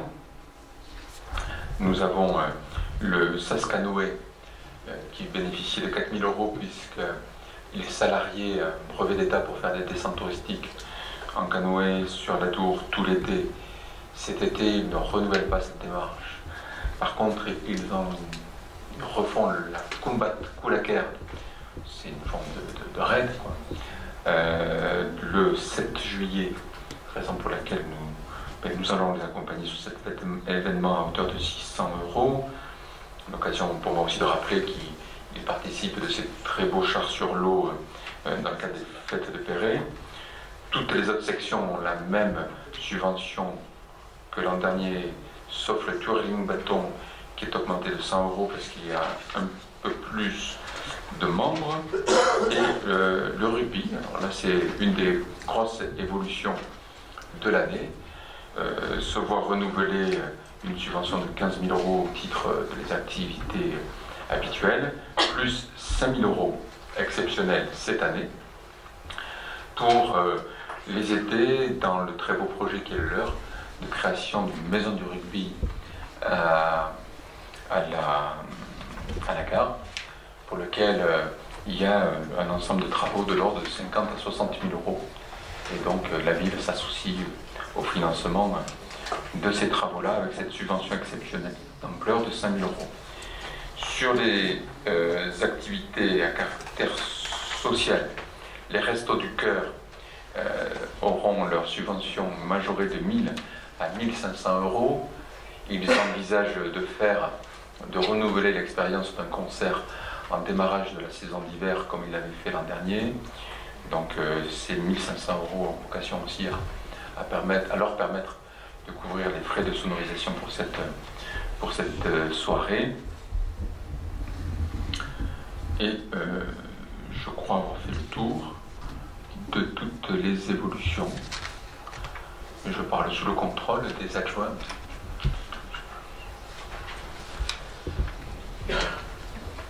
Tout ça, mine de rien, fait une très belle réalité associative. Je vous propose sur effectivement le compte rendu, on marque Basconia, les pages journée médiévale. Voilà. Je ne voudrais surtout pas qu'on s'approprie toutes ces réalités. Elles ne sont le fruit que du bénévolat formidable de nos Saint-Séverin, aussi souvent de bénévoles des communes alentours. L'occasion pour moi de vous dire que nous sommes invités pour l'inauguration de Varietas Florum qui a lieu le samedi 7 avril, que nous avons également en vue dans les gros événements à venir, le tournoi de foot qui aura lieu le week-end du 20 avril, qui sera une très belle, qui a une très belle affiche. Y a-t-il par rapport à tout ça sur les petites astérisques, le comice agricole est revenu vers nous pour nous confirmer qu'il faisait bien un comice agricole, qu'il serait même étendu en nombre d'animaux et d'espèces présentes. Et donc je voudrais là aussi remercier le monde agricole qui a tenu bon l'an dernier et qui cette année repart avec un comice qui sera avec plus d'ampleur que l'année précédente. Y a-t-il des questions? Non, une remarque. Je voudrais insister quand même. Tu vois, je ne suis pas douée non plus. Sur ces associations, on entend dire ici et là qu'on aurait abandonné les associations. On peut remarquer qu'il n'en est rien. Qu'au contraire, même les montants sont les mêmes et même en légère augmentation. Je vous remercie. De la même manière que nous avons porté à la connaissance de l'opposition à la commission, M. Martinez n'était pas là, bien que nous ayons positionné la séance à 20h, l'ensemble des dossiers de subvention, que M. Lafargue, qui était convié à cette réunion, qui n'a pas pu venir, a été accueilli le lendemain pour qu'il puisse vérifier, s'imprégner de toutes les demandes de subvention. L'occasion pour moi de dire merci et bravo au président et au trésorier qui ont fait depuis 3 ans d'énormes efforts pour se conformer aux obligations en matière de documents. Il y a un CERFA officiel, une liste avec les budgets complets, avec la mise à jour des assemblées générales communiquées, avec l'état des comptes. Bref, nous avons des dossiers de demande de subvention dignes de ce nom, et à chaque fois qu'ils ne sont pas complets, les services reviennent vers eux de façon à ne verser la subvention qui est votée ce soir que lorsque le dossier est totalement complet. Et je voudrais ici remercier les services qui font un énorme travail auprès des associations pour se rapprocher d'eux, pour leur faciliter la vie, mais pour aussi être exigeants lorsqu'il faut, de façon à ce que nos concitoyens, qui sont aussi des gens qui payent des impôts, puissent être sûrs que tous ces fonds sont bien utilisés. Y a-t-il... Alors, un point important. J'ai Marie-Ange Bader qui ne prendra pas part au vote pour les subventions à l'association culturelle. J'ai Solange Boudinx, Johan Labarère, Bruno Lamaison, Laurent Langlade, qui ne prendront pas part au vote de l'association des fêtes puisqu'ils sont membres du conseil d'administration. J'ai Aurélie Lévesque qui ne prendra pas part au vote de l'association Clin d'œil puisqu'elle est membre du conseil d'administration de cette association. Y aurait-il parmi vous d'autres personnes qui seraient membres de conseil d'administration d'associations listées dans ces aides? S'il n'y en a pas, nous pouvons délibérer. Y a-t-il pour ce projet ambitieux de soutien aux associations des oppositions, des abstentions? Je vous remercie pour le monde associatif Saint-Séverin. Point 19. Nous avons le renouvellement de la convention d'objectifs entre la ville de Saint-Sevé et l'association des fêtes de Saint-Sevé. L'occasion pour moi de rappeler que la répartition des rôles entre la ville et le comité des fêtes est strictement définie et précisée dans cette convention. Et donc, comme je le disais en début de séance, permet de couper court à toutes les accusations un peu infondées qui cherchent à troubler et à nuire, qui ont été formulées par un de nos collègues lors de la séance du 2 mars. Et donc, tout ça est fait en bonne et due forme, et comme toute association qui a une subvention qui lui est allouée de plus de 23 000 €, nous ne pouvons verser de subvention tant qu'il n'y a pas une convention votée en bonne et due forme. Elle reprend des éléments de l'an dernier. Y a-t-il, par rapport à cette convention, est-ce que les membres du conseil d'administration peuvent la voter aussi? Donc, la même cause, mêmes effets, vous êtes invité à ne pas participer à ce vote. Y a-t-il des oppositions, des abstentions? Je vous remercie. L'état des marchés de fourniture, de services et de travaux conclus par la commune de Saint-Sevé 2017.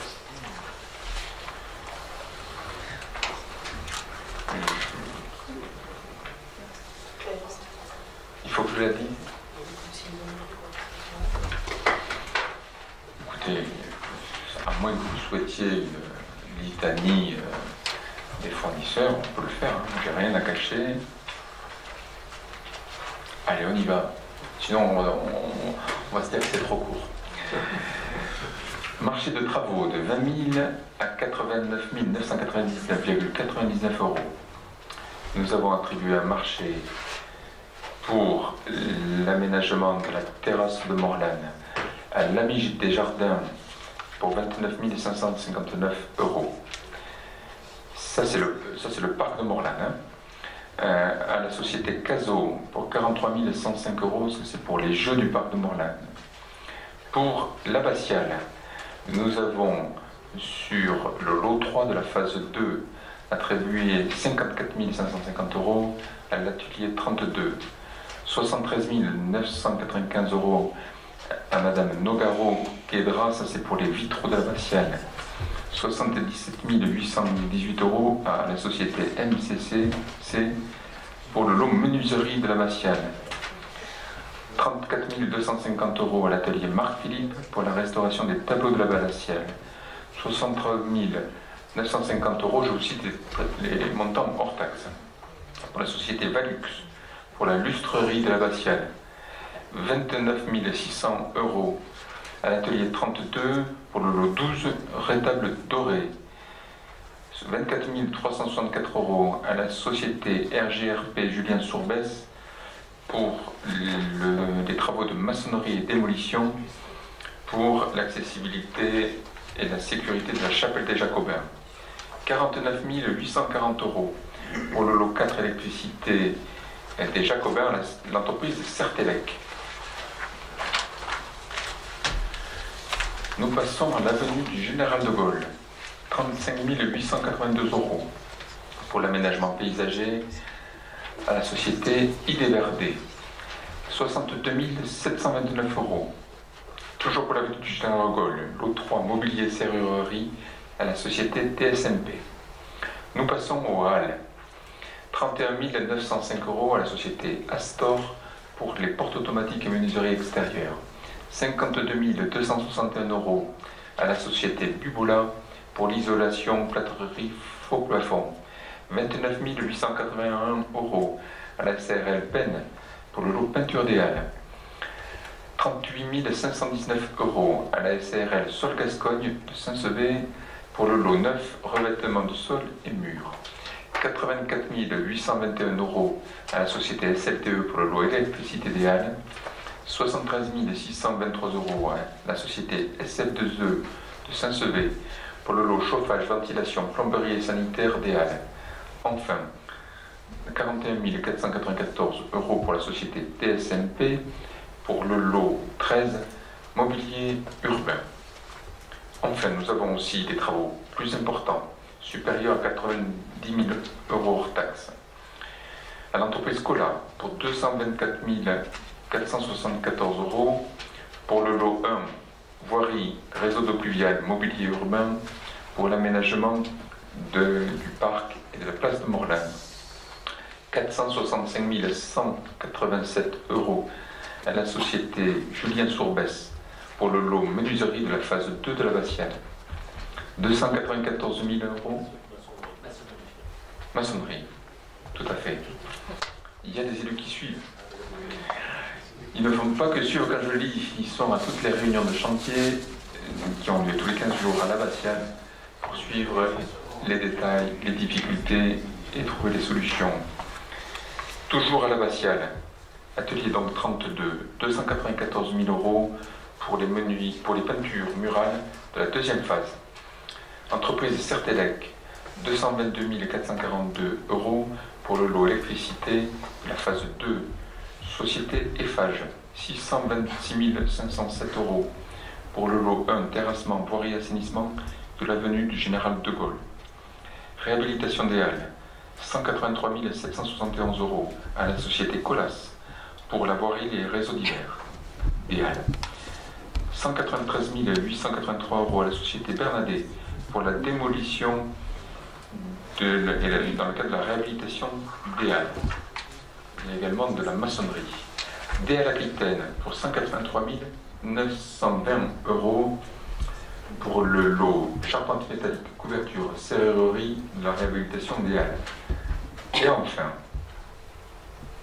non, c'est l'avant-dernier, la société Safrère pour 172 618 € pour le lot 12 cuisine professionnelle de la réhabilitation des halles, qui couvre bien sûr la cuisine aménagée qui crée en complément, et ainsi que le matériel pour les stands à l'intérieur des halles. Il me reste à vous témoigner d'un marché de services supérieur à 209 000 € qui concerne le cabinet Samasuzu pour 291 600 € pour la maîtrise d'œuvre de l'écoquartier. Lorsqu'on vous disait que ces 4 millions d'euros d'investissement nécessitaient un gros travail d'appel d'offres, de définition de cahier des charges, d'études préalables, vous venez d'en avoir la traduction sous vos yeux. Il me reste, je crois, à vous informer il faut qu'on le vote, ça. On me dit oui. Et donc, y a-t-il des... Nous étions sur tout ça sur des procédures adaptées. Sauf Samasuzu. Je tiens ici aussi à préciser à tous les caliméros de service que l'opposition était présente à chacune de ces appels d'offres adaptés alors que rien nous y obligeait, de façon à ce que les choix puissent être faits en présence de l'opposition, puisque nous sommes pour une démocratie participative, ce qui suppose, pour une démocratie participative, ce qui suppose une opposition participative. Y a-t-il des oppositions sur cette délibération? Des abstentions? Je vous remercie. Il me revient de vous informer des décisions prises dans le cadre de délégations qui me sont confiées par vous toutes et vous tous. J'ai pris une décision concernant ce sont des décisions de 2017. Emprunt pour l'écoquartier Noton. Désignation des entreprises titulaires des marchés relatifs à la restauration intérieure du transept, de la nef, des bas-côtés et l'accessibilité au public de la tribune nord et du clocher de l'abbatiale. Demande de subvention auprès de la DRAC pour la poursuite de l'inventaire du fonds archéologique de la ville de Saint-Sevé. Désignation des entreprises titulaires du marché relatif aux travaux d'aménagement de la terrasse et du glacier de Morlane. Désignation des entreprises titulaires du marché relatif aux travaux d'aménagement et de l'avenue du Général de Gaulle. Ouverture d'une ligne de trésorerie. Deux décisions au titre de 2018.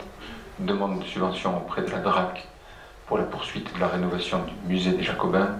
Demande de subvention auprès de la DRAC pour la poursuite de la valorisation du fonds archéologique issu des fouilles de la Villa d'Ecclésia d'Aureuil dans le cadre de la rénovation du musée des Jacobins.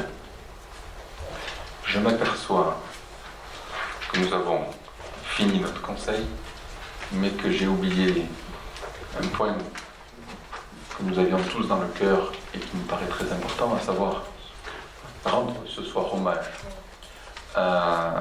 au lieutenant-colonel Arnaud Beltrame, qui à 8 jours a donné sa vie dans le cadre de ses fonctions pour sauver la vie d'une concitoyenne. L'occasion pour nous de dire à quel point nous devons dire merci aux forces de l'ordre. Aux forces de l'ordre dans nos villes, mais aussi aux forces de l'ordre dans nos campagnes. Je pense ici principalement à nos gendarmes, qui pourraient très bien, malheureusement, être ici aussi sujet à ce type d'événement, qui, je le rappelle, a eu lieu dans une ville de 5000 habitants, tout comme nous, dans un supermarché, tout comme chez nous, dans la proche banlieue d'une préfecture, au fond comme nous. Et donc face à au terrorisme, il nous faut garder notre sang-froid, il nous faut garder l'esprit républicain de tolérance, ne pas faire d'amalgame, rester fiers de nos valeurs, mais aussi savoir rendre hommage à ceux qui incarnent la République, à leur engagement au quotidien, savoir les forces de l'ordre. Et après ce conseil municipal qui a peut-être commencé par un peu d'éclat, je vous propose que nous le finissions dans le silence, par une minute de silence, en l'honneur de ce lieutenant-colonel Beltrame.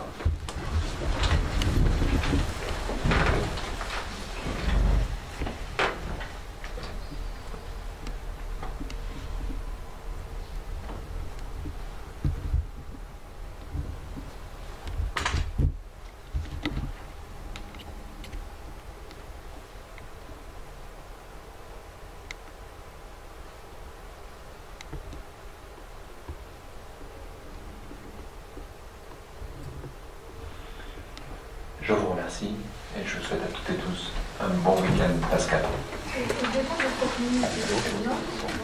Oui.